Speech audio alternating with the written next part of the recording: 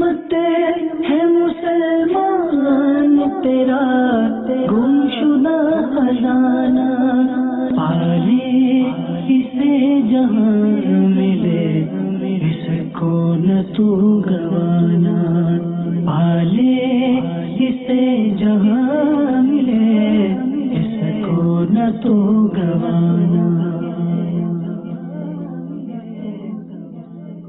الحمدللہ رب العالمین والصلاة والسلام علی سید الانبیاء والمرسلین، اما بعد فاعوذ باللہ من الشیطان الرجیم، بسم اللہ الرحمن الرحیم۔ الصلاة والسلام علیک یا رسول اللہ وعلی آلک واصحابک یا حبیب اللہ، الصلاة والسلام علیک یا نبی اللہ وعلی آلک واصحابک یا نور اللہ۔ علم و حکمت کی بہت ساری باتیں لے کر علم و حکمت کی باتیں نامی سلسلے میں الحمدللہ ایک اگلی قسط لے کر پھر بذریعہ مدنی چینل کے ناظرین کی خدمت میں حاضر ہیں، اور الحمدللہ حزب معمول دارالافتاء اہل سنت کے مفتی صاحب بھی جلوہ فرما ہیں۔ انشاءاللہ آج کے موضوع سے متعلق بھی ان سے بہت سارے پیارے پیارے مدنی پھول ہم حاصل کریں گے۔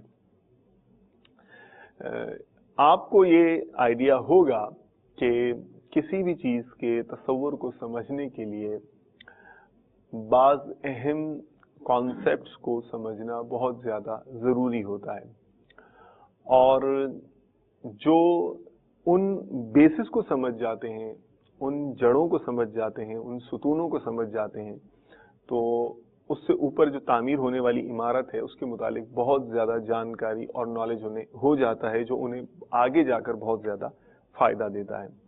تو یہاں میں یہ سجیسٹ ضرور کروں گا کہ ہر مسلمان کو خود بھی اور اپنے ایسوسیٹس کو بھی، ایفیلیٹیز کو بھی، جو اس کے متعلقین ہیں، چاہے اولاد کی صورت میں ہو، گھر والوں کی صورت میں ہو، انہیں اراکین اسلام کے متعلق اچھا نالج بیس ضرور دینا چاہیے، ذخیرہ علم خود بھی حاصل کرنا چاہیے، دینا چاہیے۔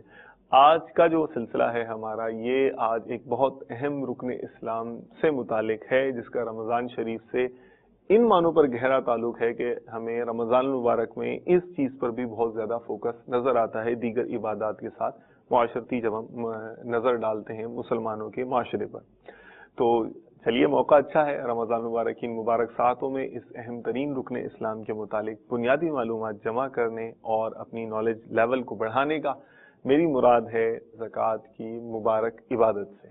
تو چلیے مفتی صاحب سے پوچھتے ہیں کہ یہ کیا ہے، اور اس کے متعلق اہم امور کون سے ہیں جو ایک عام مسلمان کو بھی اچھی طرح سے ذہن نشین ہونے چاہیے، تاکہ وہ اس عبادت کو بھی اس کو سمجھ سکے، اور جب اس پر اگر فرض ہوتی ہے تو اس کو اچھے طریقے سے بجا لا سکے، ضرورت پڑنے پر مزید اپنا نالج انہینس کرنے کے لیے، بڑھانے کے لیے علماء اہل سنت سے رابطہ کر سکے۔ اہلاً و مرحباً و سہلاً۔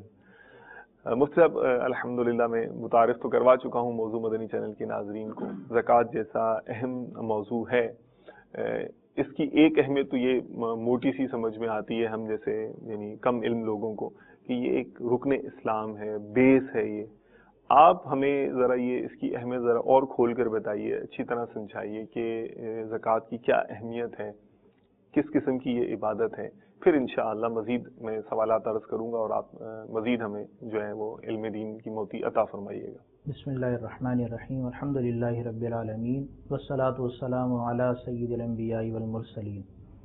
زکوٰۃ کی اہمیت میں جو موٹی سی بات آپ نے ذکر کی نا، جی، یہ بہت بڑی بات ہے، یعنی ارکان اسلام میں سے ایک رکن ہونا زکوٰۃ کا، ماشاءاللہ، دین اسلام کے جو بنیادی ارکان ہیں۔ کلمہ شہادت کے بعد نماز، روزہ، زکوٰۃ اور حج، یہ تو بنیادی ستون ہے نا۔ اوکے، ستون کے بغیر عمارت قائم ہی نہیں ہوتی۔ اگر عمارت کا ایک بھی ستون ہے تو عمارت کیسے کمزور ہوتی ہے، ایک حصے مثال ہے۔ ٹھیک ہے۔ تو ستون کی جو اہمیت ہوتی ہے دین کے اعتبار سے، زکوٰۃ چونکہ ستون کی مثل ہے، لہٰذا اس کی اہمیت اپنی جگہ پر بہت زیادہ ہے۔ مزید یہ کہ قرآن کریم کے اندر جہاں نماز کا ذکر بار بار آیا، اس کا حکم ارشاد فرمایا گیا، نماز کے ساتھ زکوٰۃ کا ذکر 32 مقامات پر آیا۔ 32 نماز کے ساتھ اور اس کے علاوہ بھی۔ اس کا مطلب ہے کہ نماز اور روزہ جس طرح بدنی عبادت ہے نا، جی، ایک بدنی جسمانی عبادت، اسی طرح زکوٰۃ ہماری مالی عبادت ہے۔ اوکے، یہ تھوڑا سا اور ایکسپلین کریں گے یہ کانسیپٹ مفتی صاحب، بدنی عبادت اور انسان کے پاس کیا ہے؟ ٹھیک ہے، ایک اس کا جسم ہے جو اللہ تعالیٰ نے اس کو دیا ہے، اس جسم کو ساری زندگی وہ استعمال کرتا ہے، ٹھیک ہے، اور جب موت آتی ہے تو روح اور جسم کا تعلق ٹوٹ جاتا ہے، ٹھیک ہے، تو جسم جو اسے دیا گیا ہے وہ ایک طرح کی سواری ہے نا، اس پر سوار ہے اور وہ چلا جا رہا ہے، لیکن اس جسم کو کیسے استعمال کرنا ہے، ٹھیک ہے، اس طرح کرنا ہے جیسے اللہ تعالیٰ کی مرضی ہے، اس کے رسول کریم کے ارشادات ہیں، اس میں بتایا گیا ہے۔ تو بدنی اعتبار سے بدن کہتے ہیں، بدنی عبادت وہ جو بدن سے کی جاتی ہے، اسی طرح جسمانی عبادت بھی اسے کہہ سکتے ہیں، جس میں ہمارا بدن جو ہے وہ حرکت کرتا ہے، اور اس میں بدن سے متعلقہ وہ عبادت ہوتی ہے، جیسے نماز کے اندر تو حرکات جو ہیں بدن کی، جسم کی بالکل واضح طور پر نظر آتی ہے، اسی طرح روزہ کیا ہے، اس کا تعلق بھی ہمارے بدن ہی سے، اگرچہ اس کے اندر حرکتیں نماز جیسی نہیں ہوتی، وہ حرکات نماز جیسی نہیں ہوتی، لیکن اس کا تعلق ہمارے جسم سے، کھانے پینے اور جو روزے کے منافی اعمال ہیں ان سے روکنا، وہ روکنے کے اندر جو بنیادی حیثیت ہے وہ ہمارے بدن کی ہے۔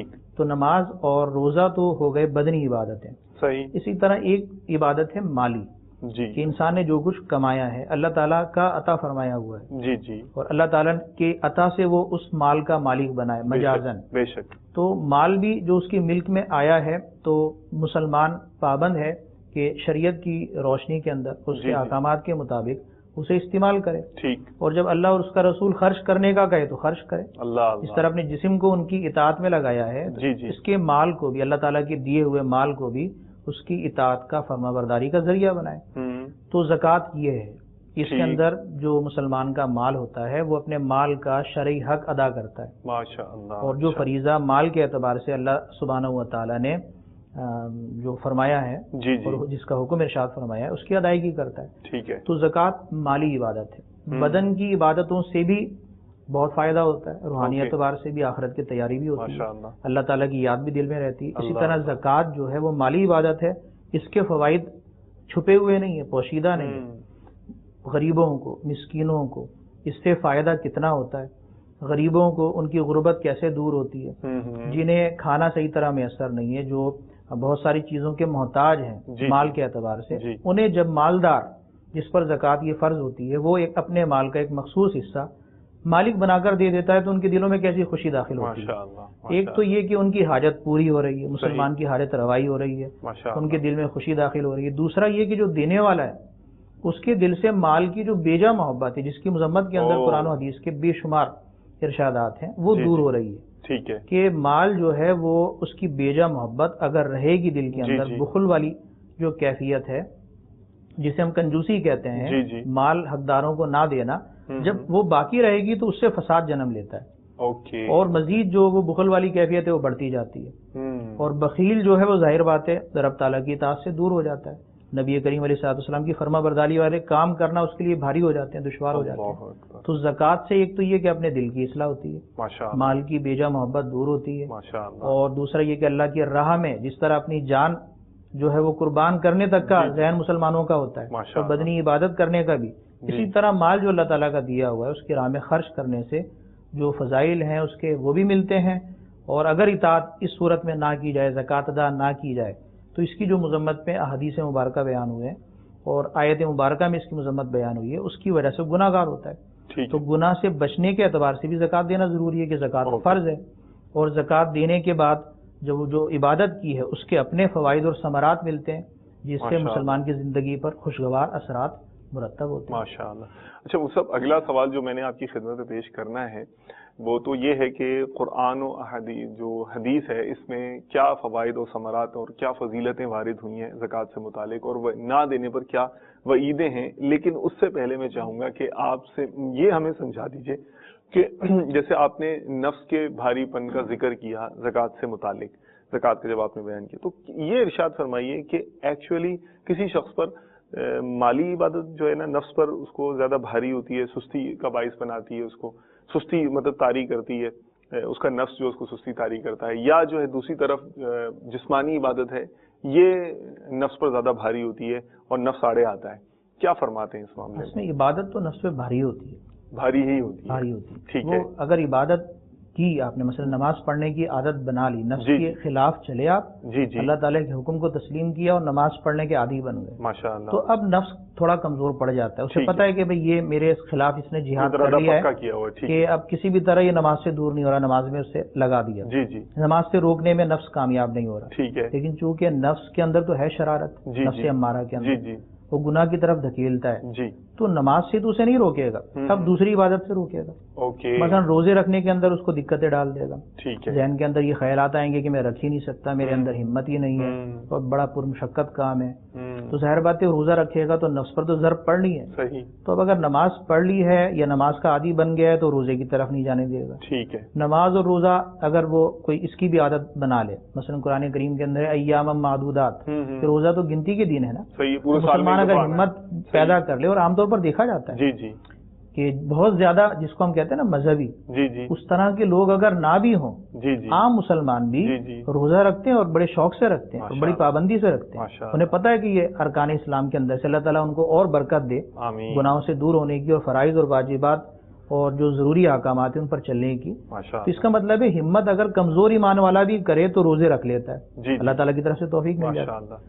تو روزہ رکھنے میں بھی کامیاب ہو گیا، نماز بھی پڑھ رہا ہے، دونوں بدنی عبادتیں کر رہا ہے، لیکن مال کے اندر وہ رکھنا ڈالے گا، تو اس کی شرارت تو ختم نہیں ہوتی، پھر ہر ایک کے اعتبار سے حکم الگ ہو سکتا ہے، مثال کے طور پہ بہت مالدار ہے اگر، تو اس کے لیے 2.5% جو زکوٰۃ ہوتی ہے، وہ آگے اس پر کلام ہوگا کچھ، کہ وہ دینا اس کے لیے کوئی زیادہ دقت کا باعث نہیں ہوگا، اس کے پاس مال بہت ہے اللہ تعالیٰ کا دیا ہوا، اس کا کوئی ذہن بنائے کہ بھئی آپ نے زکوٰۃ دینی، اس فرض کو ادا کرنا ہے، اس کے دل میں خود بھی خیال آئے گا، ارکان اسلام میں سے ایک بنیادی رکن ہے اور اس پر ایک اہم دینی فریضہ ہے، تو وہ خوشی خوشی اپنی جو زکوٰۃ وہ ادا کرے گا، اس لیے کہ مال اس کے پاس بہت زیادہ ہے، لیکن جن کے پاس مال تھوڑا ہوتا ہے اور پھر بھی زکوٰۃ بن جاتی ہے، اس لیے کہ زکوٰۃ تو ارب پتی پر بھی ہے اور مثلا لکھ پتی پر بھی ہے، تو لکھ پتی میں ارب پتی میں فرق ہوتا ہے، درمیان میں کروڑ پتی بھی آ جاتا ہے، تو اب لکھ پتی پر بھی زکوٰۃ بن جاتی ہے، اسی طرح کروڑ پتی پر بھی اور ارب پتی پر بھی ہے، تو جو اربوں کا مالک ہے اس کی زکوٰۃ بھی کروڑوں میں نکلتی ہے، تو نفس کی شرارت تو وہاں پر بھی ہے، اس کے کروڑوں میں نکلتے ہوئے جو پیسے ہیں وہ سوچتا ہوگا کیسے نکل رہے ہیں، دل پکڑ کے بیٹھ جائے، تو زکوٰۃ کے نہ دینے پر جو وعیدیں اور زکوٰۃ دینے کی جو برکت ہے اس پر غور کرے کہ لفظ زکوٰۃ کے معنی یہ ہے کہ جو بڑھتا ہے مال، اس میں برکت ہوتی ہے، جو لغت کے اندر معنی لکھے ہیں، تو زکوٰۃ دینے سے ایک تو کیا ہوتا ہے کہ مال میں اضافہ ہوتا ہے، مال میں کمی نہیں ہوتی، مال میں برکت ہوتی ہے، اس میں بے برکتی نہیں ہوتی، پھر روایات میں یہ بھی ہے کہ زکوٰۃ کا مال جس مال میں ملتا ہے، یعنی زکوٰۃ نہیں دی جاتی تو مال ہلاک ہو جاتا ہے، یعنی زکوٰۃ نہ دینے سے مال بے برکت ہو جاتا ہے اور مال ہلاک ہوتا ہے، تو یہ ساری باتیں ہیں، تو زکوٰۃ دینے کی طرف وہ جو بھی آئے گا یا عبادت جو بھی ہے، نماز ہے، روزہ ہے، زکوٰۃ ہے، اسی طرح حج ہے، بہت سارے لوگ ہیں نماز روزہ میں وہ لگے رہتے ہیں، حج کی طرف دلچسپی نہیں ہوتی، تو نفس تو چونکہ عبادت سے روکنے والا ہے نا، وہ عبادت پر استقامت سے بھی روکتا ہے، یعنی ایک عبادت پر بندہ مائل ہو گیا لیکن وہ استقامت حاصل نہیں کرنے دیتا، ناغے کروا دے گا، چھٹی کروائے گا، اسی طرح روزے کا عادی ہو گیا، کبھی اس کے دل میں یہ وسوسہ ڈالے گا کہ یہ جو ہے وہ روزہ ترک کر دیا جائے، تو گناہ کی طرف مائل کرنے والا جو سلسلہ ہے وہ تو نفس کا اپنی جگہ پر رہتا ہے۔ عبادات، بعض عبادتیں ایسی ہوتی ہیں جو کسی پر دشوار ہوتی ہیں اور کسی وقت دشوار ہوتی ہیں، اور کسی وقت اس کا ذہن ایسا بنتا ہے کہ بڑا بھاری ہے، بوجھ ہے، یہ میں کیسے کروں، اور نفس کی شرارتیں بھی ہوتی ہیں۔ بعض اوقات ان عبادات کے اندر دل لگا رہتا ہے، دوسری عبادت کی طرف ایسی جو صورتحال ہے وہ پیدا ہو جاتی ہے۔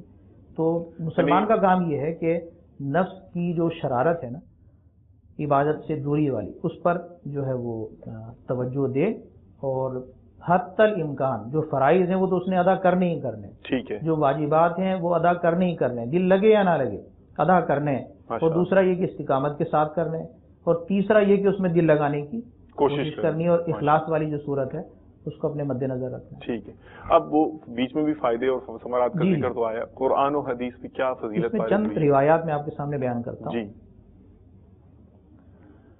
حدیث مبارک نبی کریم علیہ الصلوۃ والسلام کا فرمان ہے، زکوٰۃ کا مال جس مال میں ملا ہوگا اسے تباہ و برباد کر دے گا۔ زکوٰۃ نہ دینے کا ایک تو یہ نقصان ہے، اور جو نہیں دیتے ان کے مال میں جو بے برکتی ہوتی ہے وہ انہیں پتہ ہوتی ہے، اور انہیں اس کا اندازہ بھی ہوتا ہے، احساس بھی ہوتا ہے اچھی طرح، اور جب وہ زکوٰۃ دینا شروع کرتے ہیں تو اس کی جو برکات ہوتی ہیں وہ اس کا جو فائدہ ہے وہ بھی خود اٹھاتے ہیں. ماشاءاللہ. ایک اور حدیث مبارک ہے، نبی کریم علیہ الصلوۃ والسلام کا فرمان ہے، خشکی اور تری میں، خشکی اور تری میں جو مال تلف ہوا وہ زکوٰۃ نہ دینے ہی سے تلف ہوا. اللہ اکبر. اب زکوٰۃ سے مال کیسا پاک ہو جاتا ہے اور مال کیسا بابرکت ہو جاتا ہے، اس حوالے سے ایک اور حدیث مبارک ہے. نبی کریم علیہ الصلوۃ والسلام نے ارشاد فرمایا، جس نے اپنے مال کی زکوٰۃ ادا کر دی جی بے شک اللہ تعالیٰ نے اس مال کا شر اس سے دور کر دیا. سبحان اللہ. دیکھیں کم بڑی برکت، یعنی مال کے اندر شر ہے، مال کی وجہ سے آدمی بہت ساری جو نفسانی خواہشات ہیں بیجا گناہوں بری، مال کو گناہوں کا ذریعہ بناتا ہے، اپنی آخرت کی تباہی کا ذریعہ بناتا ہے. جی جی. مال بیجا صرف کر کے اسراف کر کے بھی گناہ، اور گناہوں میں لگا کر بھی گناہ. تو اگر مال کی زکوٰۃ ادا کر دی جائے تو اس حدیث کی روح سے جس میں فرمایا گیا کہ اس مال کا شر اس سے دور کر دیا جاتا ہے، تو اس میں یہ بشارت بھی ہے کہ اس کا مال انشاءاللہ اس کے لیے باعث ضرر نہیں ہوگا. وہ بچنا چاہے گا تو بچے گا، اس کا مال اس کو ضرر کی طرف، ہلاکت کی طرف، شر کی طرف نہیں بنانے والی ہے. تو زکوٰۃ دیں گے نا تو فرائض یہی ہے کہ فرائض ادا کریں گے، نماز کی پابندی، روزے کی پابندی، زکوٰۃ کی صورت میں، تو ان عبادات کے جو فوائد اور ثمرات ہیں وہ ہمارے جسم پر، ہمارے قلب پر، ہمارے ذہن پر ایسے راسخ ہو جاتے ہیں کہ عبادت کرنا آسان ہو جاتا ہے اور گناہ کرنا مشکل ہو جاتا ہے. اس کی دعائیں ہم کرتے ہیں کہ اللہ ہمیں نیکیاں کرنا آسان کر دے اور گناہ کرنا ہمارے لیے دشوار کر دے. تو دعا اپنی جگہ پر ہے، اس طرف آئیں گے تو انشاءاللہ اس کی برکتیں اور زیادہ ملیں گی. مرحبا مرحبا. ایک اور حدیث مبارک ہے، نبی کریم علیہ السلام کا فرمان ہے، اپنے مالوں کو مضبوط قلعوں میں قید کر لو زکوٰۃ دے کر. اللہ. اپنے مالوں کو مضبوط قلعوں میں بند کر لو جی جی. زکوٰۃ دے کر، اور اپنے بیماروں کا علاج کرو خیرات کر کے. سبحان اللہ. دیکھیں اس میں دوسری بات بھی آ گئی کہ زکوٰۃ دینے سے کیا ہوتا ہے کہ اپنا مال محفوظ ہو جاتا ہے. ٹھیک ہے. وہ ضائع نہیں ہوتا. آزمائش ہے یہ اور بات ہے. جی جی. دوسرا یہ کہ بیماروں کا علاج کرو خیرات، صدقہ اور خیرات سے بلائیں دور ہوتی ہیں، بیماریاں جو ہیں ان میں بھی شفا ملتی ہے. ماشاءاللہ. اس پہلو پر بھی غور کرنا چاہیے. ایک اور حدیث مبارک ہے جس میں فرمایا، تمہارے اسلام کا پورا ہونا یہ ہے کہ اپنے مالوں کی زکوٰۃ ادا کرو. ٹھیک. اسلام کا پورا ہونا یہ ہے کہ اپنے مالوں کی زکوٰۃ ادا کرو، اسلام کے بنیادی ارکان میں سے. جی. تو اب کسی بھی رکن کو فوت کریں گے تو اس کا مطلب ہے اسلام کی تعلیمات پر پورا عمل نہیں کر رہے. ٹھیک. اس کے اندر ہم نے خود خلل ڈالا ہوا ہے. تو حدیث کا مفہوم اپنی جگہ پر واضح ہے. ایک اور حدیث مبارک ہے جس میں فرمایا، جو اللہ اور اس کے رسول پر ایمان لاتا ہو اسے لازم ہے کہ اپنے مال کی زکوٰۃ ادا کرے. ایمان کا بنیادی تقاضا ہے کہ جن پر ایمان لایا ہے ان کے حکم پر عمل کرنا ہے، اور فرض حکم پر تو عمل کرنا ہی کرنا ہے، تاکیدی حکم ہوتا ہے. تو یہ چند احادیث مبارکہ ہیں، ورنہ اس باب کی احادیث کو شمار کیا جائے تو اس پر کتابیں لکھی ہوئی ہیں. اللہ اللہ. تو زکوٰۃ دینے کے فضائل اور زکوٰۃ نہ دینے کی جو مذمتیں ہیں اس حوالے سے جو احادیث مبارکہ کا بیان ہے کم از کم وہ ہر مسلمان کو پڑھنا چاہیے. خاص طور پر مالدار کو ضرور پڑھنا چاہیے تاکہ زکوٰۃ دینے کی رغبت اس کے دل میں پیدا ہو، اور بیجا جو وہ ہے اس کا مال کی محبت ہے اور بخل ہے، کنجوسی ہے، اور یہ برے خیالات کہ مال کسی طرح روک لوں، زکوٰۃ نہ دوں تو پوری نہ دوں، دینی ہے تو ابھی نہیں دوں گا بعد میں دوں گا. اس طرح کے جو ہیلے بہانے شیطانی ہوتے ہیں وہ اس کے ذہن میں آنا ختم ہو سکتے ہیں زکوٰۃ نہ دینے کی وعیدیں پڑھ کر. ٹھیک ہے. اچھا سب یہ ارشاد فرمائے کہ عام طور پر رمضان میں بہت غلغلہ ہوتا ہے ان کا اور قلوب متوجہ ہوتے ہیں، کیا بہت کوئی خاص تعلق ہے زکوٰۃ کا اور رمضان کا؟ رمضان میں ہی ہوتی ہے زکوٰۃ؟ اصل زکوٰۃ رمضان میں زیادہ تر صدقہ خیرات تو بہت زیادہ ہوتا ہے، اسی میں زکوٰۃ بھی ہوتی ہے. جی جی. صدقہ واجبہ زکوٰۃ ہے. ٹھیک ہے. اور صدقہ فطر جی جی وہ تو رمضان میں عام طور پر دیا جاتا ہے. جی جی جی. صدقہ فطر تو مشہور و معروف ہے اور ہر مسلمان دیتا ہے عام طور پر. اس کے وجوب کی شرائط اپنی جگہ پر ہے، کس پر واجب ہے کس پر نہیں ہے. عید والے دن جو صدقہ فطر دیا جاتا ہے، صبح صادق ہو گئی مسلمان مالی کے نصاب پر تو وہ اپنی طرف سے بھی دے گا، اپنے نابالغ بچوں کی طرف سے بھی دے گا، وہ صدقہ فطر ہوتا ہے. ٹھیک. تو صدقہ فطر کا بھی رمضان سے تعلق یوں ہو جاتا ہے کہ عید سے پہلے لوگ صدقہ فطر ادا کر دیتے ہیں رمضان میں. اور بھی غریبوں کی جو مواسات ہے، غمخواری ہے، اس کے اندر بھی اضافہ ہو جاتا ہے. ساتھ ساتھ زکوٰۃ دینے والے زکوٰۃ بھی دیتے ہیں. اس اعتبار سے کچھ غلط فہمی پائی جاتی ہے. وہ کیا؟ وہ یہ ہے کہ زکوٰۃ کا تعلق ہے سال پورا ہونے سے. مالک نصاب جو ہے مالدار نصاب کا مالک 7.5 تولہ سونا سونے کا نصاب ہے، اور 52.5 تولہ چاندی ٹھیک ہے، یہ چاندی کے اعتبار سے نصاب ہے. 52.5 تولہ چاندی یا اس کے مساوی کرنسی رقم، ٹھیک ہے، یا مال تجارت، یہ جس کے پاس ہے تو اس پر جو ہے وہ زکوٰۃ فرض ہو جاتی ہے. اور بھی اس کی اپنی جگہ پر شرائط. تو سال پورا ہوگا نا زکوٰۃ تب ہوگی. زکوٰۃ کا مطلب یہ نہیں کہ آپ نے روزانہ دینی، یہ ہر مہینے زکوٰۃ فرض ہو رہی ہے. ٹھیک ہے. زکوٰۃ کب فرض ہوگی کہ جب نصاب پر پورا سال گزر جائے گا. ٹھیک. مالی کی نصاب ہو گیا اور اب قمری اعتبار سے یہ غلط فہمیاں یہ پائی جاتی ہے کہ سال عام طور پہ شمسی بھی ہوتا ہے سال، اور قمری جو چاند کی تاریخوں کے اعتبار سے. محرم صفر ربیع الاول. زکوٰۃ کی فرضیت میں جس سال کا اعتبار ہے وہ قمری سال ہے. اوکے. تو اب سال جب پورا ہو جاتا ہے تو زکوٰۃ فرض ہو جاتی ہے. ٹھیک. اس سے پہلے زکوٰۃ دی جا سکتی ہے. مثال کے طور پہ کسی کا سال جو ہے وہ شوال میں پورا ہوتا ہے. اوکے. 15 شوال کو، عید کا جو مہینہ ہے شوال، 15 شوال کو کوئی مالی کے نصاب ہوا تھا پہلی بار. ٹھیک ہے. 52.5 تولہ چاندی کے برابر اس کے پاس مال حاجت اصلیہ سے زیادہ تھا. ٹھیک ہے. اس کے پاس کرنسی، سونا چاندی. سونے کا نصاب اپنی جگہ پر ہے. سونا چاندی، سونے کے ساتھ اگر چاندی ہے اور یا کرنسی ہے تو اب سونے کا نصاب نہیں چلتا، اب چاندی کا چلتا ہے. اوکے. چاندی ہے یا کرنسی ہے تو اس کا نصاب چاندی کا ہوتا ہے. اسی طرح مال تجارت ہے تو مال تجارت کو بھی چاندی کے ساتھ موازنہ کیا جاتا ہے. مال تجارت وہ مال ہوتا ہے کہ جو اس نیت سے خریدا جائے کہ میں بیچوں گا، جیسے دکانداروں کا مال ہوتا ہے.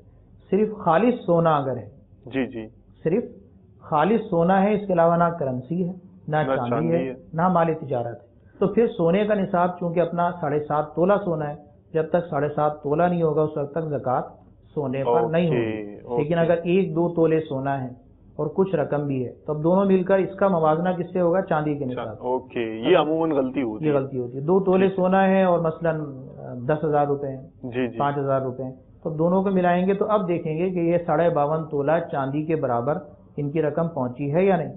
اگر برابر یا اس سے زیادہ ہو گئی تو اب یہ سونے کا نصاب نہیں چلے گا، چاندی کے اعتبار سے مالی کے نصاب ہوگا. تو یہ اس کی تفصیل تھی.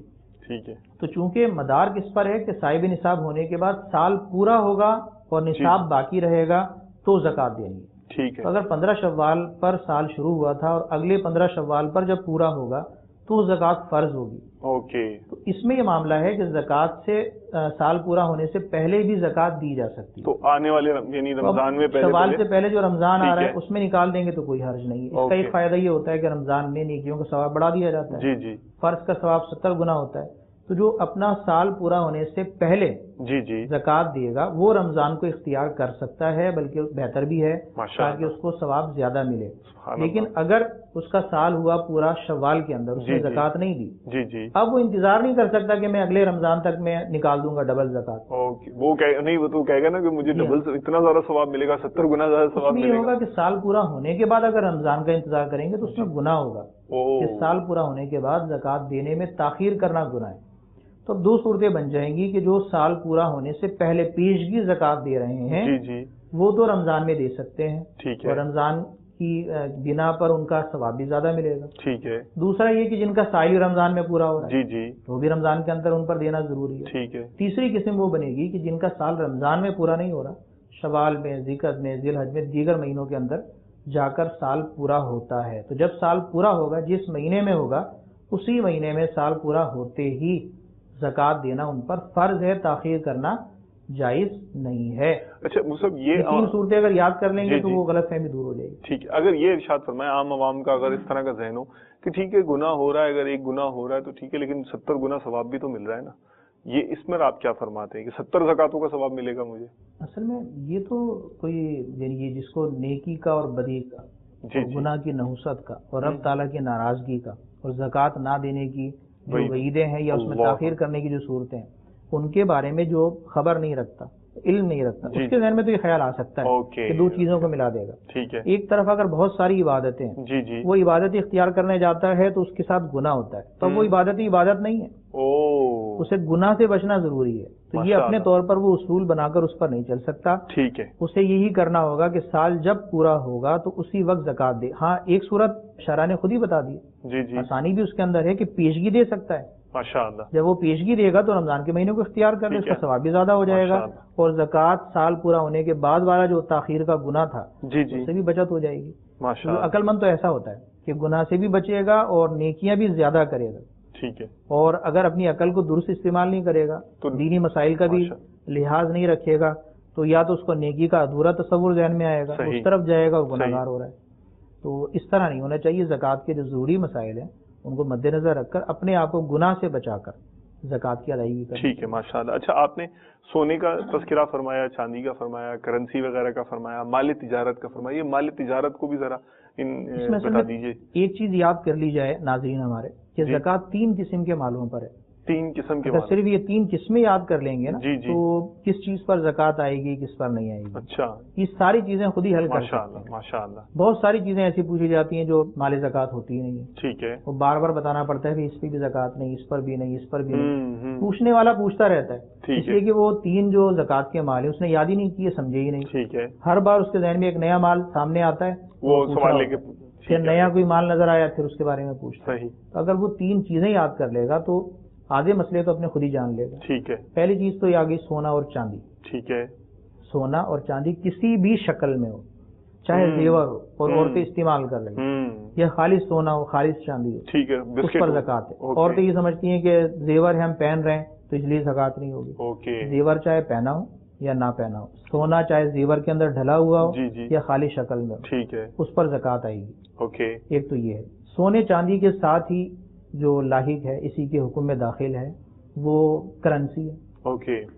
سکے, کرنسی نوٹ اور سکے آ گئے. اسی طرح پرائز بونڈ بھی آگئے, کسی بھی ملک کے ہوں, کسی بھی ملک کی اپنی کرنسی ہو. سونا چاندی کو ثمن خلقی کہتے ہیں. اوکے. ثمن خلقی مطلب جو پیدائشی اللہ تعالیٰ نے اس لیے تخلیق فرمایا کہ اس کے ذریعے لین دین ہو, چیزیں خریدی جائیں. اور پہلے لین دین ہوتا بھی تھا سونا چاندی. اب سونا چاندی کی بدل کی صورت میں کرنسیاں ہوتی ہیں اور ان کے پیچھے سونا چاندی ہوتا ہے, اس کی مالیت کے اعتبار سے موازنہ ہوتا ہے.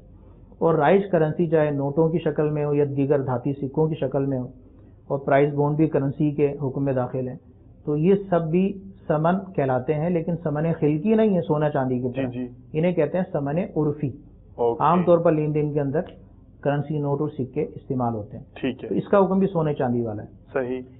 تو یہ تو ہو گیا مال تجارت. یعنی کسی کے پاس تنخواہ آئی, پیسے جمع کر لیے, اس نے بینک کے اندر گھر میں نوٹ رکھے ہوئے ہیں اور نوٹ 52.5 تولہ چاندی کے برابر ہے. کتنے ہیں؟ 52.5 تولہ. 52.5 تولہ چاندی کی رقم کے برابر ان کی مالیت ہے. ٹھیک ہے. تو وہ جو نوٹ رکھے ہوئے ہیں کاغذی نوٹ, ان پر بھی زکوٰۃ آئے گی. یہ بھی اپنی جگہ پر. ٹھیک. تو سونا چاندی اور کرنسی نوٹ, اسی طرح سکے اور پرائز بونڈ لیجیے, یہ ایک کیٹیگری ہو گئی. دوسرا مال وہ ہے مال تجارت, جس کا پہلے بھی ذکر کیا. مال تجارت کی تاریخ بھی بیان کی, دوبارہ اسے ذہن نشین کر لیا جائے اور جو لکھنا چاہتے ہیں لکھ لیں کہ جو مال اس لیے خریدا ہے کہ اسے میں بیچوں گا. بھلے وہ کچھ نیت یہ ہے, خریدتے وقت نیت یہ ہے کہ میں اسے بیچوں گا, نفع کماؤں گا. اوکے. اسے مال تجارت کہتے ہیں. اس کی موٹی سی مثال یہ ہے کہ جیسے دکان کا مال ہوتا ہے. ٹھیک ہے. دکاندار بیٹھا ہی اس لیے صبح سے شام تک مال لے کر, اس نے مال وہ بیچنا ہے. بھلے ماچس ہو, بھلے مال اس نے خریدا اسی لیے تھا کہ وہ بیچے گا. تو خریدا ہے تو وہ مال مال تجارت ہو گیا. اب چاہے وہ دکان میں رکھ کے بیچے, چاہے گھر میں رکھ کے بیچے, چاہے باہر گلی کے اندر بیٹھ کر بیچے. ٹھیک ہے. تو خریداری اگر اس نیت کے ساتھ ہے کہ میں اسے بیچوں گا تو وہ مال تجارت بن جاتا ہے. اس میں پراپرٹی بھی آتا ہے, آ جاتی ہے, مکان آ گئے اور اپنا دکانیں آ گئی, گودام آ گئے, فلیٹ آ گئے. اس نیت سے خریداری کریں گے تو وہ مال تجارت ہو جائے گا. تیسرا ایک اور مال ہے, لیکن عام طور پہ شہری زندگی میں اس کی صورت دیکھنے کی بھی نہیں ملتی اور عام طور پہ سنا بھی کم ہی جاتا ہے. ٹھیک ہے. وہ چرائی کے جانور ہوتے ہیں. اوکے. جو کھلے چھوڑ دیے جاتے ہیں, وہ چر کر سال کا اکثر حصہ چر کر اپنا گزارا کرتے ہیں. اونٹ ہیں, اس میں گائیں ہیں, بکری ہیں, ان کے اپنا نصاب ہے, اس کے اندر زکوٰۃ کی بھی اپنی تفصیلات ہیں, لیکن اس کی شرطیں بھی ہیں کہ اکثر حصہ وہ سال کا چر کر گزارا کرتے ہوں. اوکے. تو پھر وہ چرائی کے جانور ہوتے ہیں. اگرچہ اس کی ضرورت نہیں ہے لیکن یہ اپنی جگہ پر تیسری قسم موجود ہے. پہلی 2 قسمیں خاص طور پہ یاد کر لیں. تیسری قسم سے متعلق اگر مخصوص لوگ ہیں تو وہ اپنے مسائل اسپیشلی کسی عالم دین معتمد سے, کسی مفتی مستند سے پوچھ سکتے ہیں کہ میرے اونٹوں پر کتنی زکوٰۃ آئے گی بھی نہیں آئے گی. گائیں ہیں, یہ میں نے پالی ہوئی ہیں, یہ ان پر زکوٰۃ کس صورت میں آئے گی. گایوں پر زکوٰۃ آئے گی یا گایوں کی مالیت پر آئے گی. بکریوں کا ہے تو بکریاں چرائی کے جانور کب شمار ہوں گے. تو اس کی اپنی تفصیلات ہیں کہ سال کا اکثر حصہ اگر جانور چر کر باہر گزاریں گے اور وہ اس سے گزارا ان کا ہوگا تو وہ چرائی کے جانور کہلاتے ہیں. ٹھیک ہے. سب 1-2 مثالیں میں یہاں لینا چاہوں گا آپ کی تاکہ آپ یہ اصول سمجھا دیں. उसी पर रखकर, मिसाल के तौर पर मैं आपसे सवाल करता हूँ कि क्या मेरा मकान है, मैंने मकान किराए पे चढ़ाया हुआ है, तो क्या उस पर ज़कात होगी? अब देखें, उसूल ये था कि माल तिजारत पर ज़कात होगी। माल तिजारत कौन सा है कि इस नियत से खरीदा है कि मैं बेचूंगा। मैंने तो किराए पर जो चढ़ाया हुआ है वो तो आपने बेचने की नियत से नहीं खरीदा, अपना मकान है जी हाँ, और किराए पर देने के लिए आपने रखा हुआ है, इस पर ज़कात नहीं है। हाँ, जो किराया आएगा वो चूंकि माल ज़कात बनेगा ना, करेंसी नोट होंगे, उसके सिक्के होंगे, तो वो सोने चांदी के साथ मिलकर निसाब अगर बनता है उसका, ये पहले से साहिब निसाब था तो उसके साथ रकम जुड़ जाती है, तो उसकी ज़कात, जो किराया आएगा साहिब निसाब उसकी ज़कात तो देगा, लेकिन मकान की जो मालियत है जो किराए पर दिया हुआ है उसकी ज़कात उसके ज़िम्मे। ठीक है। एक क्वेश्चन मुफ्ती साहब और है कॉन्सेप्ट क्लियर करने के लिए। फॉर एग्जांपल मैं पानी का काम करता हूँ, फिल्टर वाला पानी भेजता हूँ, तो अब क्या पानी पर भी, और पानी मैंने रखा ही इसीलिए है, खरीदा ही इसीलिए कि मैंने पानी बेचना है, और मैं पानी खरीदता हूँ, पानी बेचता हूँ, तो क्या अब पानी की मालियत पर भी ज़कात होगी? हर चीज ऐसी आप शुमार कर सकते हैं। यानी जो भी चीज आपने खरीदी इसलिए कि बेचनी है, इस नियत से खरीदी है, तो उसको माल तिजारत बन गया और उसका मवाजना चांदी के निसाब से होगा। और मालियत अगर इतनी पहुंचती है, साल गुजरता है और साल के अव्वल आखिर के अंदर मालिक के निसाब रहता है, तो साल पूरा होने पर ज़कात माशाअल्लाह। अच्छा, अब ये बताइए, दें किसको ज़कात? देने में तो इसके मसारिफ अपनी जगह पर है। मुख्तसर में आपको आज ये बता दूं कि मुस्तहीक ज़कात, 3 लफ्ज, शरई फकीर को मालिक बनाकर देना है। 3 चीजें याद कर ले। मुस्तहीक ज़कात हो, शरई फकीर हो, उसे मालिक बनाकर देना है। मुस्तहीक ज़कात की और तफसीलात हैं, मसारिफ ज़कात अपनी जगह पर है। मुख्तसर अभी ये मैं कहूँगा कि माँ बाप को ज़कात नहीं दे सकते। माँ बाप अपनी औलाद को ज़कात नहीं दे सकते। ठीक है। शौहर बीवी को नहीं दे सकता ज़कात, बीवी शौहर को नहीं दे सकता। सही। ये कैटेगरी खत्म हो गई। ठीक है। इसी तरह गनी को ज़कात नहीं दे सकते, जो खुद साहिब निसाब है, जिसके पास इतना माल है कि 52.5 तोला चांदी के बराबर रकम का वो मालिक है, हाजत से ज्यादा। अब अगरचे वो रकम कैसी क्यों ना हो, तो वो खुद गनी हो जाता है। सही। तो गनी को ज़कात नहीं दे सकते, शरई फकीर को दे सकते हैं। शरई फकीर वो होता है जिसके पास निसाब भर माल ना हो। निसाब भर माल, निसाब क्या है? 52.5 तोला चांदी। ठीक। 52.5 तोला चांदी के बराबर रकम का वो मालिक ना हो, या रकम के अलावा, हाजत के अलावा जो सामान है उसका वो मालिक ना हो, इतनी मालियत का, तो वो शरई फकीर होता है। बेहतर। तो मुस्तहीक ज़कात भी हो, शरई फकीर हो, ये तो 2 बातें आ गई। तीसरा ये कि जो शरई फकीर है उसको ज़कात देनी है तो मालिक बनाकर देनी। तबलीग और चीज होती है, इबाहत और चीज होती है। इबाहत ये मिसाल के तौर पे शरई फकीर आया कि उसको आपने बुलाया और उसको खाने के लिए उसके सामने खाना रख दिया। ठीक है। खाना उसकी मिल्क नहीं किया आपने। ठीक है। खाना उसको फराम कर दिया, तो वो खा ले, जितना खा सकता है खाए, तो ये खाने से ज़कात अदा नहीं होगी। इसलिए कि खाने का आपने उसको मालिक नहीं बनाया। ठीक। तो तबलीग में ये होता है कि उसको कब्जा दे दें, उसको तोहफा दे दें, उसको हिबा कर दें। जब वो कब्जा कर ले मुकम्मल और इसका जो माल का मालिक था उसका कब्जा हर तरह खत्म हो जाए, ठीक है, ये ज़कात है। तो तबलीग जरूरी है। जहाँ तबलीग नहीं पाई जाएगी, अगरचे वो कैसे ही दीनी काम हो, उसमें ज़कात अदा नहीं होगी। मदारिस के अंदर या मसारिफ के अंदर दीनी ज़रूरत के पेश नज़र या दीनी ज़रूरी कामों के लिए जो ज़कात और सदकात जमा किया जाता है, उसमें भी ये ज़हन रखना चाहिए कि ये ज़कात बराह रास्त नहीं लगती। मसाजिद की तामीर में, मदारिस की तामीर में, उसके अखराजात में बराह रास्त ज़कात नहीं लग सकती, इसलिए कि तबलीग के फ़कीर वहाँ नहीं पाई जाती। शरई फ़कीर मुस्तहीक ज़कात को मालिक बनाकर देना नहीं पाया जाता। जो जमा करते हैं तो, और जो ज़ी इल्म होते हैं और लोगों की ज़कात का ख्याल रखने वाले होते हैं और दीनी कामों को भी फ़रोग़ देने वाले होते हैं। जी जी। जैसे हमारे यहाँ भी ज़कात फ़ितरा, ज़कात वाजिबा जमा किया जाता है और ख़ास तौर पर इसका ऐलानात होते हैं, तो उसमें ये ख्याल रखा जाता है कि जो जमा ज़कात की गई है मदारिस और मसाजिद के लिए, उसका अव्वलन शरई हीला करवाया जाए। वो तरीका ये है कि किसी शरई फ़कीर को मालिक बनाकर वो ज़कात दे दी जाए और वो अपनी रिज़ा और खुशी से दीनी कामों में, जो अहम दीनी काम है उनमें लगाने के लिए बतौर चंदा डोनेट कर दे। इस तरीक़ाकार से ज़कात भी अदा हो जाती है और दीनी कामों में लग भी जाती है। बराह रास्त जो लोग लगाते हैं और इस मसले से वाकिफ़ नहीं है, उन्हें देने से ज़कात देने वालों की अदा नहीं होती, और लगाने वाले जो लगाते हैं वो भी गलत करते हैं। जज़ाकल्लाह खैर। बस आखिरी सवाल एक और करूंगा और फिर ये प्रोग्राम से बैठ लेंगे हम इंशाअल्लाह। वो ये मुझसे साहब, आपने बहन भाइयों का और चचाजाद का, कज़न का, इनका तज़किरा नहीं किया, बहू का तज़किरा नहीं किया, इन लोगों को क्या ज़कात दी जा सकती है? जो यानी उस असल तो मैंने आपको बताई, उसूल और फुरू और शौहर और बीवी, बीवी शौहर, ان کو تو زکوٰۃ نہیں دے سکتے. اس کے علاوہ جو رشتہ دار ہیں ان رشتہ داروں کو دینا، زکوٰۃ دینا افضل ہے. اوکے. مثلا بہن کو دینا، بھائی کو دینا، یہ افضل ہے. اسی طرح چچا تائے پھپھی کو دینا یہ افضل ہے. خالہ ماموں کو دینا افضل ہے. اس کے بعد پھر ان کے جو اور فروع نسلیں چلتی ہیں، تو جو دیگر رشتہ دار ہیں اصول اور فروع کے علاوہ، شوہر اور بیوی کے علاوہ جو رشتہ داریاں ہیں ان کو زکوٰۃ دینا افضل بھی ہے، اور اس میں دگنا ثواب ہے. دگنا ثواب یوں ہے کہ ایک تو تصدق زکوٰۃ دینے کا ثواب، دوسرا رشتہ داروں کے ساتھ حسن سلوک کرنے کا، صلہ رحمی کا ثواب.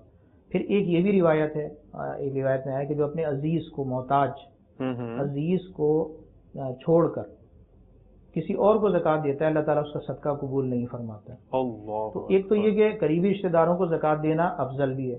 دوسرا یہ کہ ایک یہ بھی آ گیا حدیث شریف کے اندر جو بیان کہ اگر پھیر کر دے گا تو اس کا مطلب یہ ہے کہ جو زکوٰۃ کے مستحق رشتہ دار ہیں انہیں زکوٰۃ دی جائے.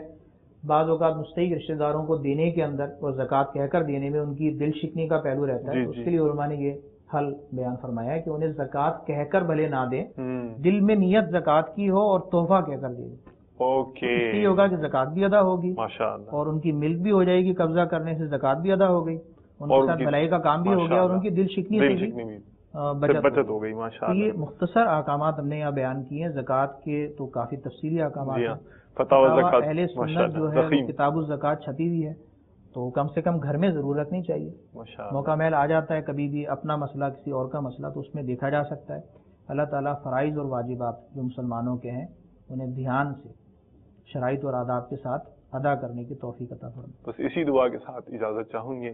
اگلی ایپیسوڈ میں انشاءاللہ مزید علم و حکمت کی باتیں لے کر حاضر ہوں گے. حکمت ہے مسلمان تیرا گمشدہ خزانہ، پالے اسے جہاں ملے اس کو نہ تو گوانا، پالے اسے جہاں ملے اس کو نہ تو گوانا.